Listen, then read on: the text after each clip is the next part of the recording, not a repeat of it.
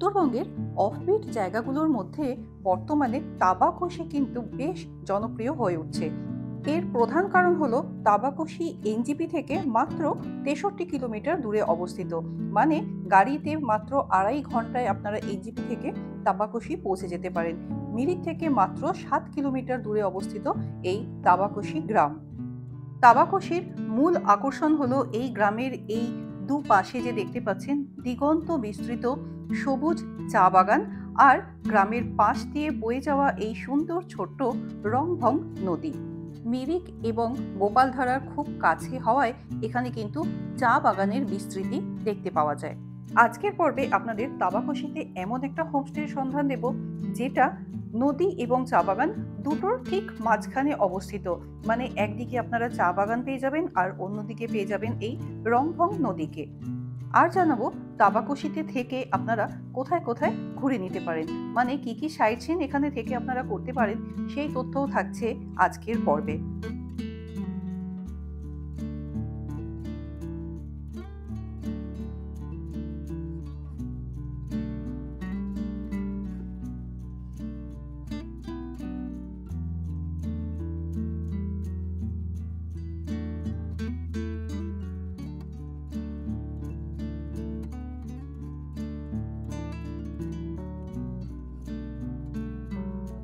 তাবাকোশিতে মোটামুটি সব হোমস্টেই নদীর পাশাপাশি অবস্থিত। কোনোটা নদীর একেবারে পাশে, কোনোটা নদী থেকে কিছুটা দূরে। তবে প্রায় প্রত্যেকটা হোমস্টে থেকেই কিন্তু নদী পর্যন্ত পায়ে হেঁটেই পৌঁছে যাওয়া যায়। আমরা যে হোমস্টেতে উঠেছি দেখুন, সেই হোমস্টের এই হচ্ছে ব্যালকনি, আর এই ব্যালকনিতে বসেই কিন্তু আপনারা এই রংভং নদীকে একদম কাছ থেকে দেখতে পাবেন।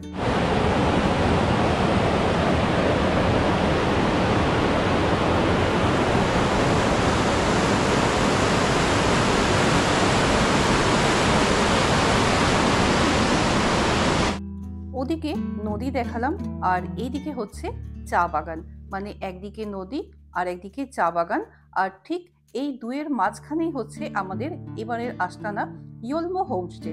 জাস্ট অসাধারণ লোকেশনে হোমস্টেটা, কারণ এই হোমস্টে থেকে পায়ে হেঁটে 1 মিনিটের দূরত্বেই হচ্ছে তাবাকোশির যে মেন ভিউ পয়েন্ট, মানে তাবাকোশি ব্রিজটাও কিন্তু এখান থেকে হেঁটে 1 মিনিট দূরত্বে অবস্থিত। ভিউ পয়েন্ট তো ঘুরবই, এখানে দেখার আরো অনেক কিছু আছে। তার আগে চলুন আমাদের এই হোমস্টের দু একটা রুম আপনাদের একটু দেখিয়ে দিই।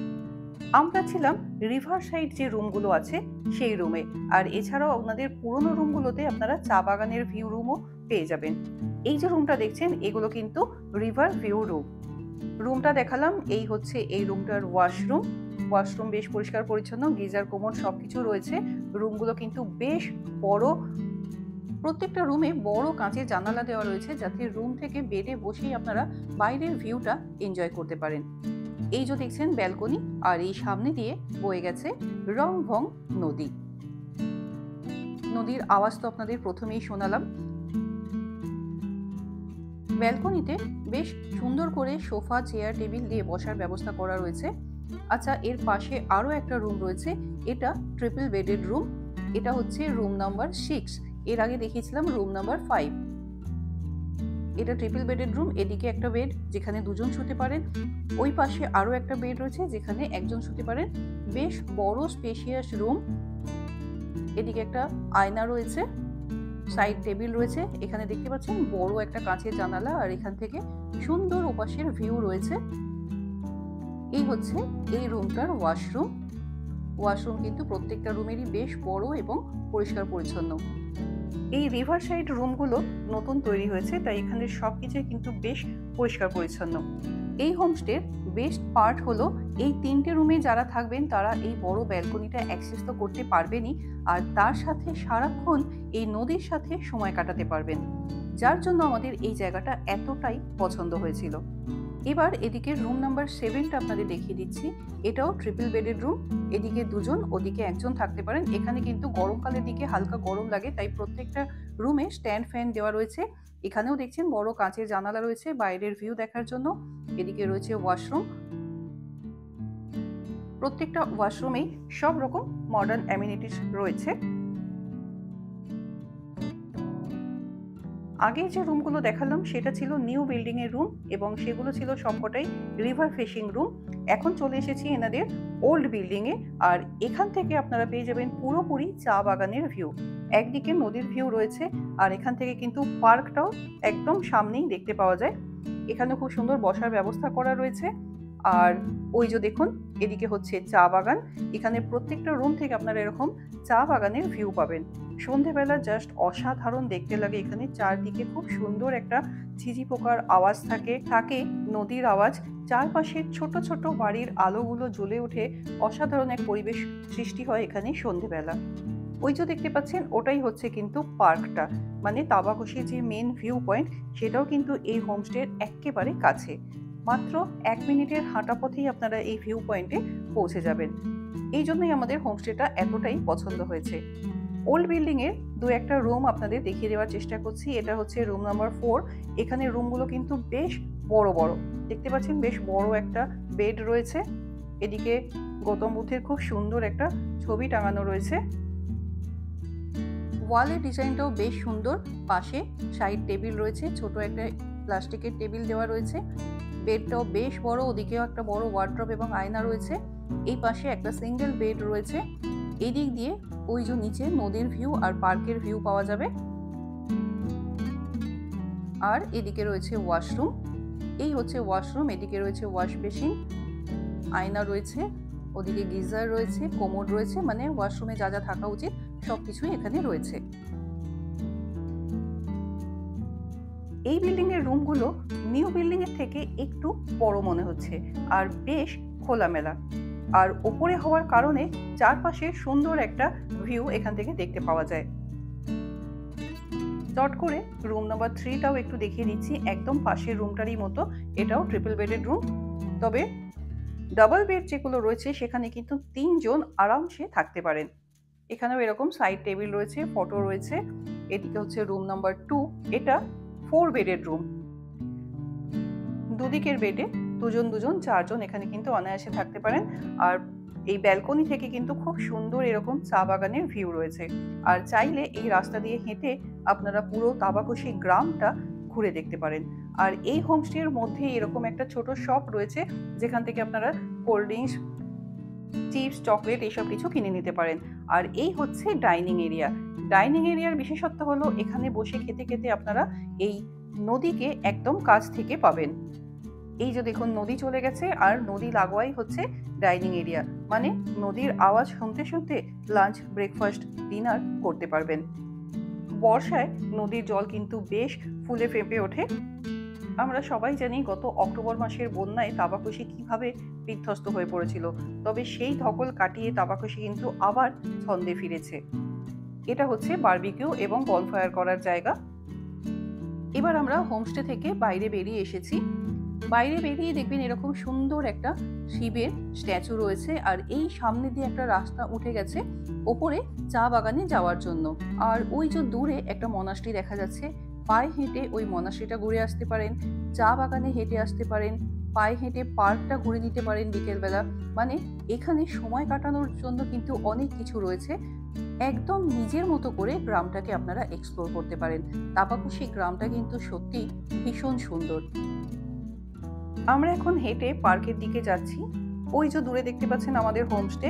জাস্ট 1 মিনিট হেঁটে এসেছি এবং তারপরেই কিন্তু এই যে ব্রিজটা, গত বন্যায় কিন্তু এই ব্রিজটা ভীষণভাবে বিধ্বস্ত হয়ে পড়েছিল। এখন সেটা আবার ঠিক হয়ে গেছে। এই ব্রিজটাই কিন্তু নদীর ওপারের সাথে এপারকে যুক্ত করেছে। বেশ ভালো লাগবে বিকালবেলা এখানটায় সময় কাটাতে। ব্রিজের নিচ দিয়ে বয়ে গেছে রংধং নদী। যদি আপনারা জুন জুলাই মাস করে আসেন তাহলে কিন্তু নদীর দারুণ রূপ দেখতে পাবেন। আমরা যখন গিয়েছিলাম তখন ওয়েদারটা একটু খারাপ ছিল, না হলে এখান থেকে ঝকঝকে নীল আকাশ দেখতে পাওয়া যায়। অসাধারণ সুন্দর দেখায় চারদিকের পরিবেশ। এখন নদীতে জল কম হলেও নদীর জল কিন্তু একেবারে স্বচ্ছ। আর সব থেকে মজার বিষয় হলো একদম নদীর কাছে গিয়ে নদীর জলে পা ডুবিয়ে কিন্তু এখানে বসা যায়।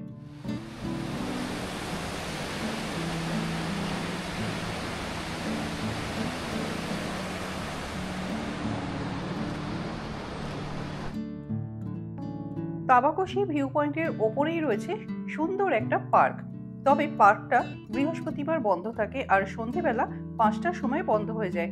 তাই পার্কটায় আসার হলে চেষ্টা করবেন 5টার আগে আসার। পাহাড়ের বুকে বেশ সুন্দর সাজানো গোছানো সবুজে ঘেরা একটা পার্ক। খুব ভালো লাগবে এখানে সময় কাটালে।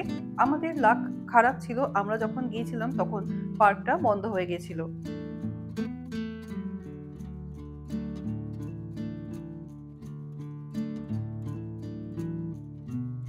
এখানে এরকম সুন্দর একটা লেক রয়েছে। নীল আকাশ থাকলে আকাশের ছায়া আর মেঘের ছায়া যখন লেকের মধ্যে প্রতিফলিত হয়, জাস্ট অসাধারণ সুন্দর লাগে এই জায়গাটা। আর ওই যে দেখুন দূরে পাহাড়ের ওপরে মাথায় মাথায় কিরকম মেঘগুলো ভেসে রয়েছে। জানি না ক্যামেরায় কতটা বোঝা যাচ্ছে। ভীষণ সুন্দর লাগছে বিকেলটা এখানে সময় কাটাতে।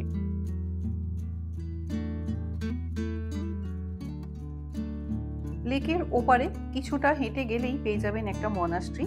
পায়ে হেঁটে মনাস্ট্রিটা ঘুরে আসতে পারেন, বেশ ভালো লাগবে। চারদিকের বিকেলের পরিবেশটা কিন্তু এখানে জাস্ট অসাধারণ। বসে সময় কাটানোর জন্য কিন্তু দুর্দান্ত একটা জায়গা এই তাবাকশি ভিউ পয়েন্ট।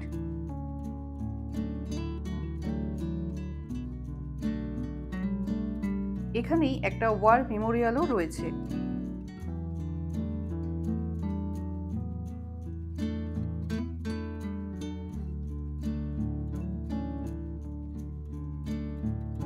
আর তখন বলছিলাম না, এখানে চাইলেই আপনারা নেমে পড়তে পারেন নদীর জলে।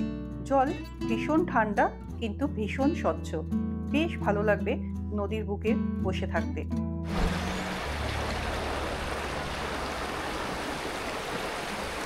এবার আসি খাওয়া দাওয়ার পর্বে। লাঞ্চের মেনুতে ছিল গরম গরম ভাত, করলা ভাজা, বিনস ভাজা, একটা স্যালাড ছিল, গরম গরম ডাল ছিল, আর ছিল চিকেন কষা। মোস্টলি ডিম থাকে, আমরা চিকেন স্পেশালি বানিয়েছিলাম। সন্ধেবেলা ইভিনিং স্ন্যাক্সে ছিল চা আর চিকেন পকোড়া, এটাও কিন্তু আমরা আলাদা করে বানিয়ে নিয়েছিলাম। আর ডিনারে ছিল রুটি, দুরকম তরকারি আর চিকেন কষা। এই হোমস্টের ট্যারিফ হলো 1500 টাকা per day per head, fooding lodging. তাবাকশিতে আপনারা একটা দিন অলসভাবে কাটাতে পারেন, কিচ্ছু না করে শুধুমাত্র নদীর জলে পা ডুবিয়ে বসে থাকুন। পায়ে হেঁটে চা বাগানটা ঘুরে নিন, গ্রামটা ঘুরে নিন। গ্রামটা ঘুরে গ্রামের মানুষদের সাথে কথা বলে বেশ ভালো লাগবে। আর যদি এখান থেকে আপনারা সাইট সিন করতে চান, সেক্ষেত্রে আপনারা ঘুরে আসতে পারেন গোপালধারা, মিরিক, সুখিয়া পুখরি, লেপচা জগৎ, মাঝিধুরা, এইসব জায়গাগুলো। দার্জিলিংয়েরও কিছু কিছু সাইট সিন আপনারা তাবাকশি থেকে করে নিতে পারেন। সেক্ষেত্রে আপনাদের তাবাকশিতে 2 দিন থাকতে হবে। এনজিপি থেকে তাবাকশি পর্যন্ত বেশ কিছু শেয়ার কার সকালের দিকে পাবেন।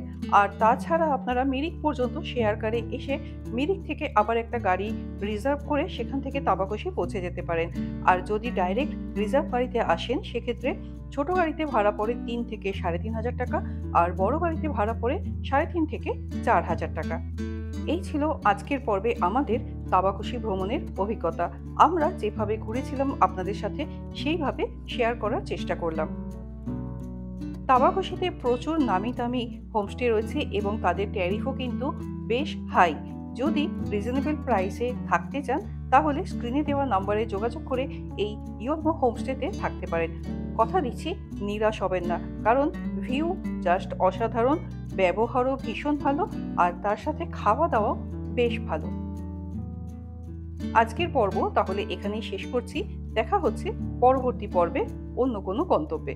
ততদিন সবাই খুব ভালো থাকুন, সুস্থ থাকুন এবং ঘুরতে থাকুন। ধন্যবাদ।